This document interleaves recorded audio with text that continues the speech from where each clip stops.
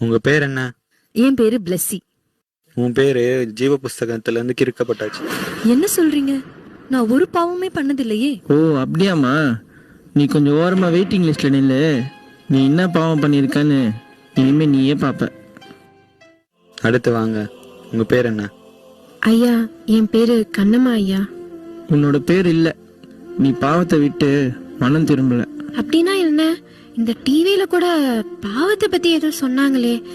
நான் பிளெஸி அம்மா வீட்டுல பார்த்தனே கூட. தோ இவங்க தான் பிளெஸி அம்மா. ஏமா, இவ்வளோ நாள் உங்க வீட்டுல வேலை செஞ்சனே, ஒரு நாள் கூட ஏசுபாவை பத்தி என்கிட்ட சொன்னதே இல்லையே. நீங்க சொல்லி இருந்தா இந்த நிலைமை எனக்கு வந்திருக்காதுல்ல. இப்போ புரியுதா? என்ன மன்னிச்சிருக்கணுமா?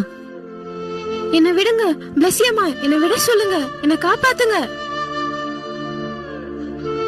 அடுத்து வாங்க. உங்க பேர் என்ன? என்னோட பேரு பிரியா. நான் எதுக்கு இங்க வந்திருக்கேன்? இங்க என்ன நடக்குது? ஹே பிளஸ்ஸி, இங்க என்ன பண்ற நீ? யாரு இவங்கலாம்? அதை நாங்கள் சொல்கிறோம். இவங்க பேச வேண்டிய காலத்தில் பேசலை, இப்போ நினச்சாலும் பேச முடியாது. பிளஸ்ஸி, அறுவடை காலத்தில் மௌனமா இருந்தால் ரட்சிப்பு வராது. நீங்க ரட்சிக்கப்படாததுனால உங்களால பரலோகம் போக முடியாது. ஏசுவா? பிளஸ்ஸி, நீ கிறிஸ்டியன் தானே? இயேசுவை பத்தி ஒரு வாட்டி கூட நீ சொல்லவே இல்ல.